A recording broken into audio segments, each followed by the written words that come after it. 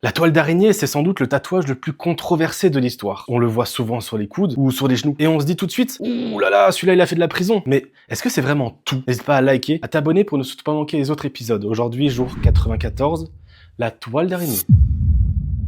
C'est vrai, au milieu du XXe siècle, c'était la marque des taulards. Se faire tatouer une toile sur le coude, ça symbolisait le temps passé derrière les barreaux. L'idée, c'était qu'on était resté immobile si longtemps, accoudé à la table de sa cellule, que les araignées avaient eu le temps de tisser leur toile sur nous. C'est une image forte, non? Mais attendez, parce que ça n'a pas commencé en prison. Bien avant les cellules, chez les marins, on retrouvait ce motif. Pour un homme de mer, la toile sur le coude racontait une toute autre histoire, celle de l'attente au port. Ça voulait dire qu'il attendait son prochain navire depuis tellement longtemps au comptoir du bar que la toile avait pris racine. Et d'un point de vue purement artistique, la toile d'araignée, c'est un classique du style old school, pour une raison très simple. C'est le motif parfait pour remplir des zones difficiles, comme le coude ou le genou. Sa géométrie s'adapte au mouvement du corps, ce qui en fait une pièce maîtresse pour n'importe quel collectionneur de tatouages. Aujourd'hui, elle représente surtout la patience, le destin qu'on tisse soi-même, ou la protection, comme un filet qui capture les mauvaises ondes. Elle a gardé son côté rebelle, mais elle est surtout devenue une icône de la culture alternative. Et vous trouvez que c'est un motif qui a vieilli ou qui est un classique indémodable? Dites-moi ça en commentaire.